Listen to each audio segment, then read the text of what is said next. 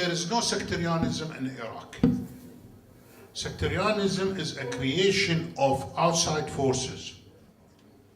It was perpetuated by mainly the Iranians and the Americans, each for his own purposes. And Al-Qaeda, let's not forget that. The Iranians know that they will never be able to control the northern part of Iraq and the center part of Iraq, simply because they are a sectarian state and they cannot, by nature, control part of Iraq which is Sunni. Al-Qaeda is a sectarian extremism who are on the other side, Sunnis. They will never dream of dominating the south. So they only want to dominate and rule the center and the north. The Kurds, supported by the Mossad mainly of Israel, they know that they will never be able to control areas much further than their territory. So these three elements combine together to divide Iraq. The best way to divide Iraq is sectarianism. And today in Iraq, believe me, when the extremist Sunnis moved and when the extremist Shias moved, they did not kill each other. The extremist Shias killed the common Sunni man, and the extremist Al-Qaeda killed a common Shia man, just to agitate the sectarian divide. Now, it is shameful in Iraq, even now, if you say, I am a Shia or Sunni. And all the politicians that run in the last provisional election, if somebody stands and say, you are sectarian, that is a certificate for failure. One man in the city of Karbala, you know the city of Karbala? It is the hotbed of Shi'ism in Iraq. He beat the whole Shia religious parties. Iraq, there is no popular support for religious parties in Iraq throughout its history.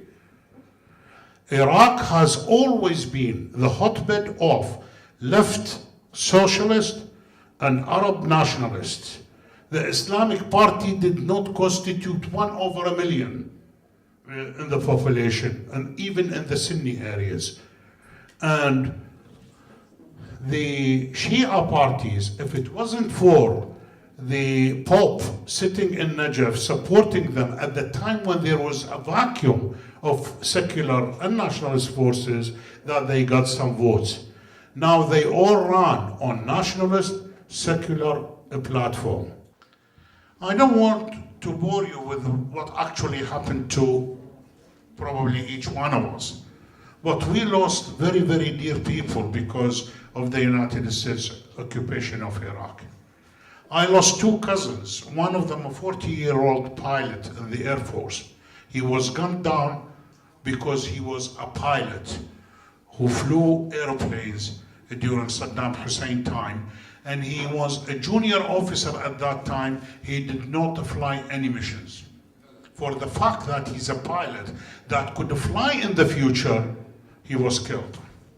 I had another cousin who was killed by sectarian Qaeda gang because he and his fellow travelers in the bus were Shias. They were stopped on the highway and 9 of them were murdered in daylight. I have my wife's cousin. He's a doctor, a very young and very brilliant general practitioner. He volunteered to go to the poor slums of Sadr City to treat patients, but he was a Sunni in a Shia area. They took him from his night shift in the hospital, and they found him next day killed on a rubbish dump, still wearing his white apron and with the stethoscope still around his neck. Dr. Faleh, I have to intervene. There is a misunderstanding because there is a misrepresentation of the situation. The militias that Dr. Faleh is talking about that do kill people are the militias who belong to the political parties who participate in the political process of the occupation. They are linked to the occupation. This violence is created by the occupation. It's not the other way around. From here, we feel that Iraqis are being killed. We don't understand why. There are militias. Who are they? And as if the Americans were here to protect Iraqi people. The Americans impose a system of violence. I must interrupt you though. You know what was the most dangerous militias in the streets of Baghdad when I was there?